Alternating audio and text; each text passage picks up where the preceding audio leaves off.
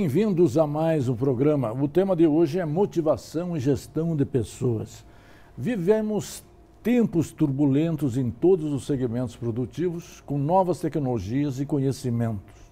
A globalização unificou o mundo, as economias, trazendo os novos desafios. O mercado tornou-se mais competitivo, os processos produtivos são mais flexíveis e as estruturas das empresas são mais horizontalizadas. Este programa será dedicado à análise da formação das pessoas para atuar no setor privado e também no setor público. O nosso convidado é Jader Sampaio, professor da UFMG, um estudioso e um especialista exatamente nesse tema. Bem-vindo, professor, é um grande prazer tê-lo aqui. Prazer todo meu. Como a gestão de pessoas tem sido pensada pelas empresas na atualidade? No Brasil, a gente tem uma variedade muito grande de empresas e de formas de organização. Sim. A gente tem desde empresas que não pensam em seus recursos humanos, são atropeladas pelas necessidades sobre recursos humanos, até empresas que investem nas pessoas, que desenvolvem pessoas, que não só treinam pessoas, mas que realmente as capacitam e desenvolvem. E para que as pessoas se tornem parceiros no negócio, capazes de solucionar seus problemas. As pessoas dizem que na crise a primeira coisa que as empresas fazem é desistir de investir em treinamento. É isso mesmo, professor? Pode acontecer, pode ser que não. Pode ser que não. Há empresas que na crise elas ficam com um volume de capital restrito e resolvem fazer cortes, e um dos cortes operacionais é a área de treinamento. Há empresas que entendem que durante a crise existe uma oportunidade de qualificar seu pessoal para que elas possam dar respostas diferentes com o passar da crise. Claro. Então, aproveitam a ociosidade da crise para se transformar, para se modificar. A gestão das empresas continua muito mecanicista, especialmente no chão de fábrica? Depende da organização, depende do setor de atuação. Há empresas que definitivamente não são mecanicistas. Tá?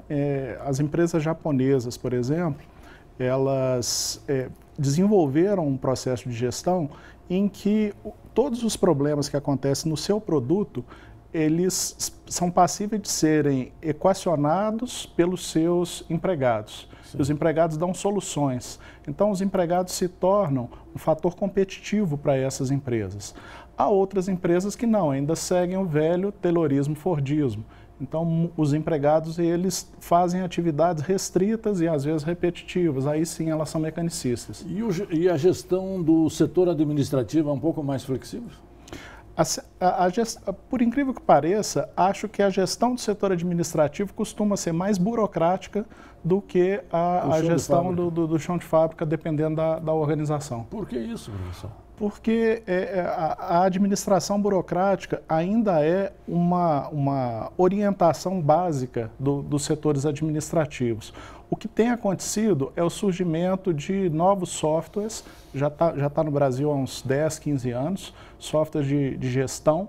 Tá? Agora, a despeito de serem softwares de computador, eles engessam a administração. Tá? Por que as empresas valorizam os profissionais motivados? Porque se você tem um profissional, primeira coisa, o profissional motivado ele tem um plus, um fator a mais para continuar na empresa. Em época de economia aquecida, a disputa por bons funcionários entre as empresas, ela aumenta. Tá? Se a empresa compete precisando do expertise do funcionário, o funcionário que só executa a sua função, ele não é capaz de enxergar os problemas ou ele vai ter má vontade para poder enxergar os problemas e propor soluções para as questões da ordem produtiva.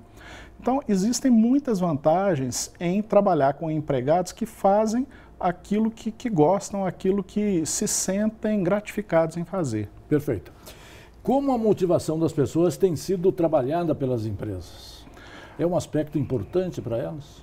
Às vezes sim, Girolete, às vezes não. Tá? Há empresas que acham que a motivação se resolve com palestras motivacionais. Sim. Aí trazem pessoas até muito talentosas que fazem palestras que que deixam as pessoas satisfeitas, felizes, às vezes fazem as pessoas pensarem, mas a organização do trabalho continua da mesma forma. Então, existe uma ruptura entre o discurso da motivação e a prática do dia a dia. Há empresas que não, que valorizam a questão da motivação e que correm atrás, elas querem saber como é que é o clima organizacional, elas querem saber o que os empregados estão esperando do seu trabalho, elas querem saber uma série de outros fatores para tomarem decisões. Há empresas na Europa que até mudar a planta em função da melhora de qualidade de vida dos seus empregados, elas modificaram. Quais são as teorias que explicam a motivação? Continuamos ainda, o Maslow ainda, um autor da referência, que o senhor é um especialista nesse autor? Obrigado. A gente tem muitos autores, motivação é um termo que a gente diz que é um guarda-chuva, porque a gente tem autores diferentes que abordaram a motivação sobre óticas diferentes. Tá? Maslow é um psicólogo norte-americano. Ele enxergou a motivação a partir, primeiro, dos discursos, daquilo que os seus empregados falavam durante a clínica. E foi vendo que tipo de coisas levavam as pessoas a organizarem suas vidas, a procurarem, e criou um mecanismo que é usado nas empresas até hoje. Mas o que a gente descobriu é que o próprio Maslow avançou nos Estados Unidos e que no Brasil muitas pessoas ainda leem o Maslow de 1954. Porque ele tem várias fases? Ele propôs a sua teoria central, as pessoas criticaram e ele foi reelaborando a sua teoria e aumentando a sua teoria. E as pessoas não se atualizaram e não acompanharam? Até mesmo os manuais de administração dos Estados Unidos costumam basear seu texto nos primeiros escritos de Maslow. E aí fazem algumas coisas que... E a crise pode ser um fator, assim, de motivação do pessoal ou não? Não sei, Girolete. Pelo temor, mais pelo medo do que propriamente pela motivação positiva, né? Acredito que a crise, ela pode empurrar as pessoas a fazer coisas que até então elas não pensavam em fazer. Você trabalhou numa empresa e é bem remunerado, está insatisfeito com o seu trabalho. Aí vem a crise e, de repente, você está demitido. Então, ela acaba sendo, da pior forma, um incentivo para você reescrever a sua história profissional. Perfeito.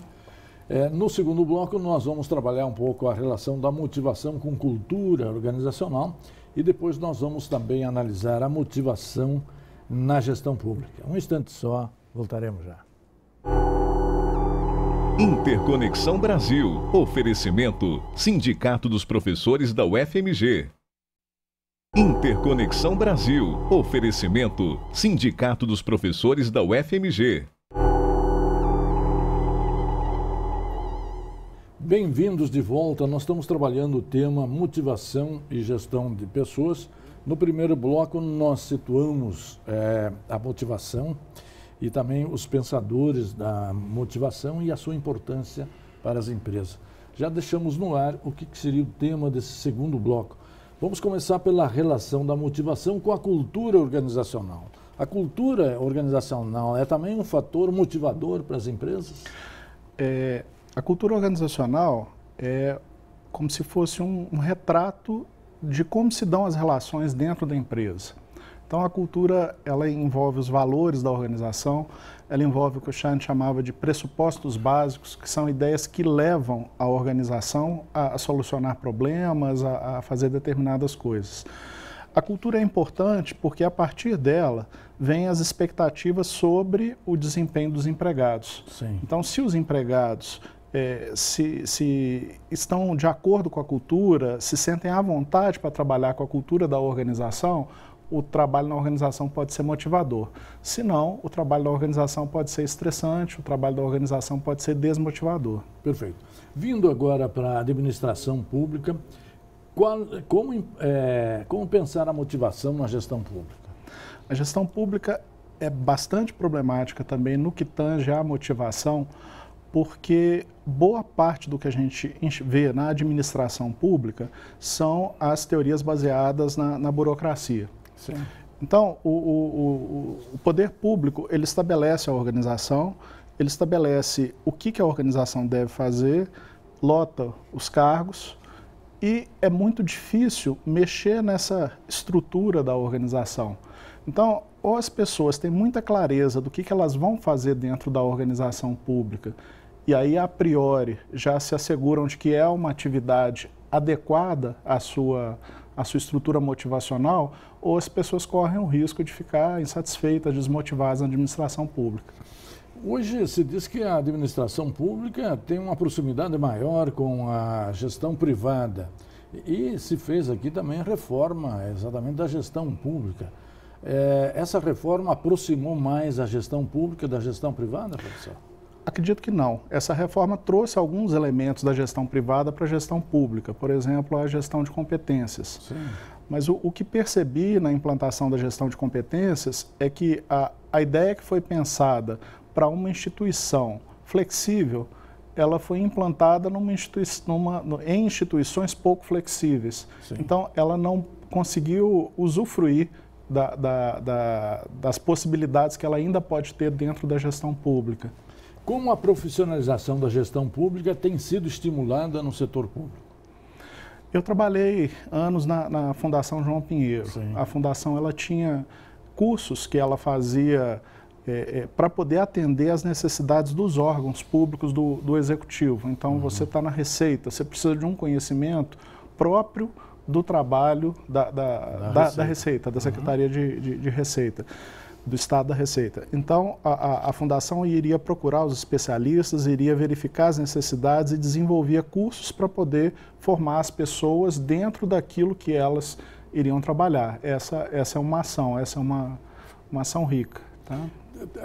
Falando na Fundação João Pinheiro, ela também desenvolveu um projeto de recrutamento de estudantes que, ao fazer o curso da Fundação, já também, simultaneamente, se torna funcionários públicos. Sim. Essa experiência deu certo, deu bons resultados? Eu sou suspeito para falar, eu fui professor das primeiras turmas. Da escola de governo? Da escola de governo, que era uma instituição ligada à Fundação João Pinheiro, né, intestina, próxima da Fundação João Pinheiro.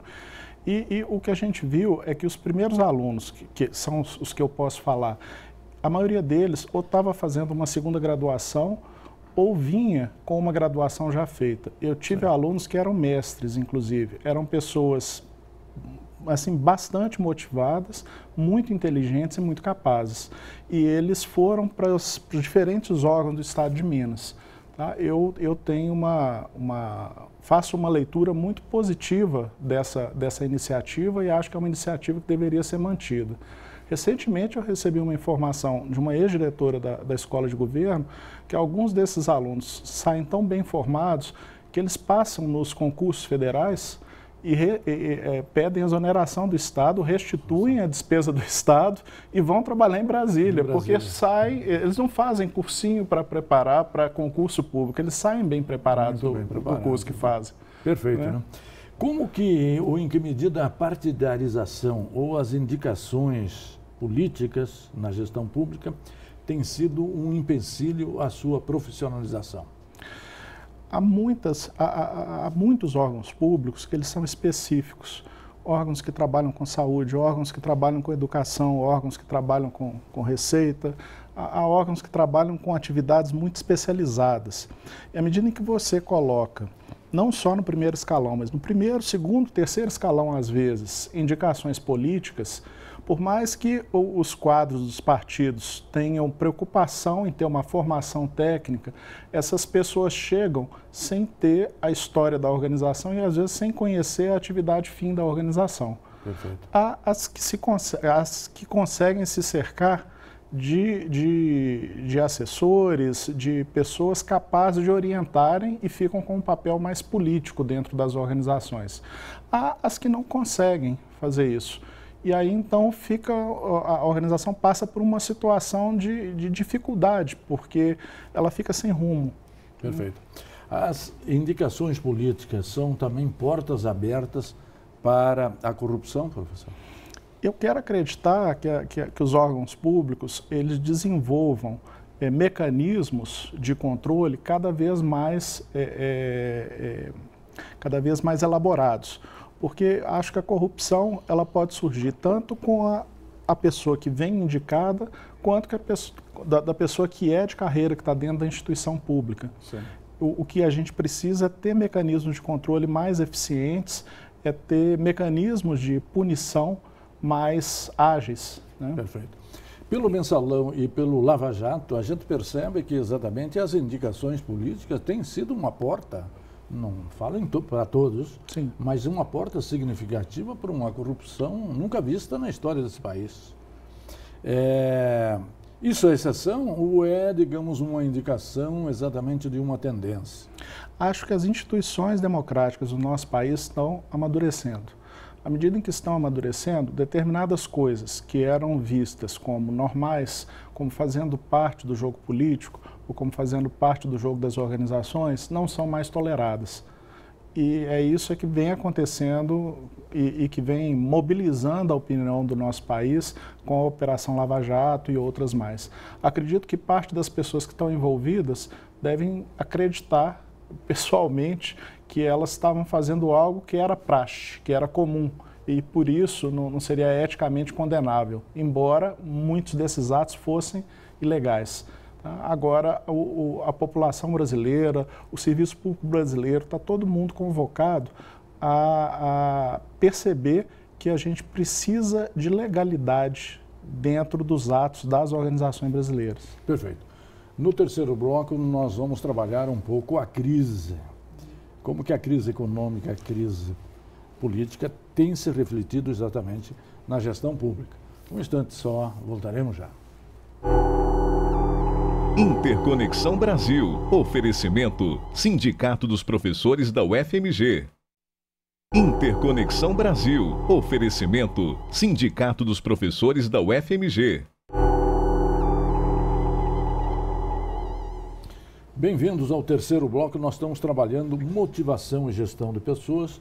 No primeiro bloco, dedicamos à gestão de empresas privadas. No segundo bloco, trabalhamos a gestão pública relacionada com a motivação e a crise. Essas duas crises econômicas e política afetam também diretamente a administração pública, professor? Afetam a administração pública, tem afetado a administração das instituições de mercado, tem afetado todas as instituições do nosso país. À medida em que a gente tem uma crise econômica que impõe ao país um ritmo de decréscimo de crescimento, de crescimento econômico, toda a atividade econômica vai ficando conservadora, vai se esfacelando e à medida em que isso acontece, os investidores passam a ter receio de investir no país. Sim. Se as empresas não produzem, elas não recolhem impostos e aí você tem uma crise financeira no Estado. E se as empresas também não produzem, aumenta o desemprego e aumenta o peso das políticas assistenciais, das políticas de seguridade social do Estado. E aí o Estado vai ficando mais endividado. Então é como se fosse uma bola de neve. E à medida em que o Estado sinaliza ações para poder resolver problemas econômicos ou dar sua parcela no equacionamento dos problemas econômicos. E os órgãos políticos, eles não levam as propostas para frente e não repõem outras propostas, não debatem com agilidade e colocam outras propostas, a situação vai se cronificando, vai ficando cada vez mais crônica. Perfeito. E essa quantidade de ministérios, precisa isso tudo, professor? Acredito que não, acredito que não. Esse é um complicador a mais, né? Com certeza. Em termos de gastos.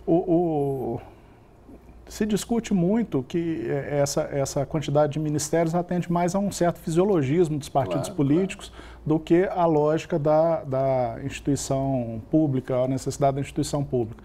O curioso é que mesmo enxugando todos esses ministérios, o déficit do governo ainda é muito alto, é muito superior à economia que isso possa ser feito. O que a gente espera é que, além de enxugar a quantidade de ministérios, o governo consiga uma forma mais, vamos dizer assim, ágil para poder administrar, mais direta, mais ágil, mais resolutiva para poder lidar com as suas instituições. Com essa presença do clientelismo e do patrimonialismo, nós podemos dizer que esse modelo de coalizão, de presidencialismo de coalizão, está esgotado, professor? Girolete, acho que você é mais capaz de responder essa pergunta do que eu.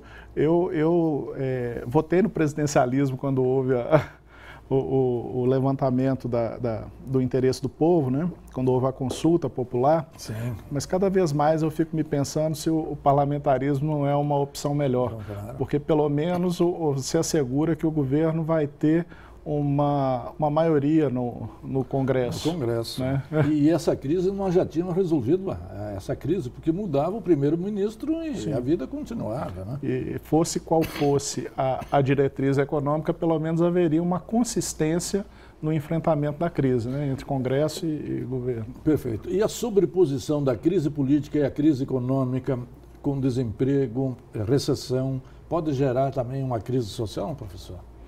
Eu quero crer que as instituições brasileiras, elas estão bem mais sólidas. Então, a gente tem coisas que não teria há 20, 30 anos atrás. A gente tem seguro-desemprego, a gente tem uma série de mecanismos para poder minimizar um alto impacto social. Bem ou mal, o governo vem se preocupando em preservar algumas dessas ações sociais que ele vinha fazendo até então, só que agora sem gás, sem fôlego, sem poder econômico para poder efetivar tudo.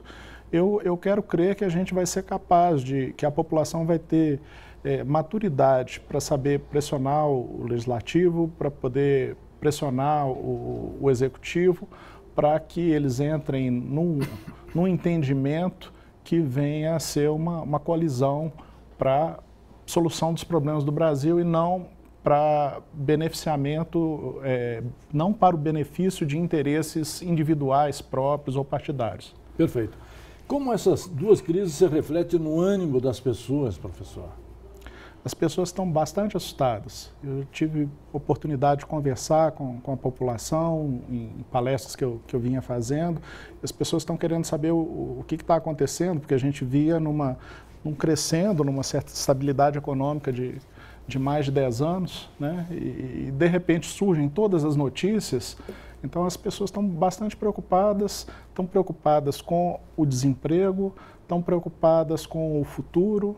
Tá? Acho que esse primeiro momento é de um certo susto. A população, talvez em função dos debates das eleições, das últimas eleições do ano passado, a população não imaginava que o problema econômico e político fosse tão grave.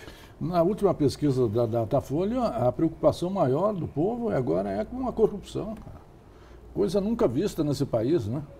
Isso significa que as pessoas estão tomando consciência de que se nós não passarmos o país a limpo agora pelo Petrolão e pela Lava Jato, nós não vamos chegar no lugar nenhum, porque é um país rico, mas veja, com tanta corrupção, com tanto desvio, esse desenvolvimento, o Brasil do futuro não chega, né, professor? Girolete, eu vou ser franco.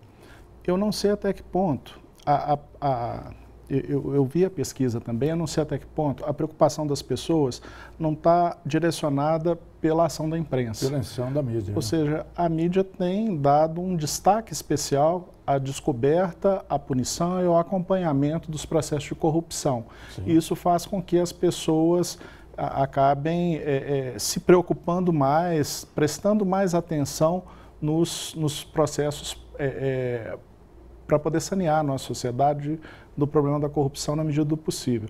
Mas acredito que se a crise continua, se a crise econômica e política continua, em breve a gente vai ter outras pesquisas em que as pessoas vão estar mais preocupadas com o emprego, vão estar mais preocupadas com segurança, vão estar mais preocupadas com saúde, à medida em que o sistema público de saúde fique mais precário e essas coisas vão se alterar. Esse é o problema das pesquisas de opinião. Claro, né? Claro. Ela sempre reflete a imagem do momento, né?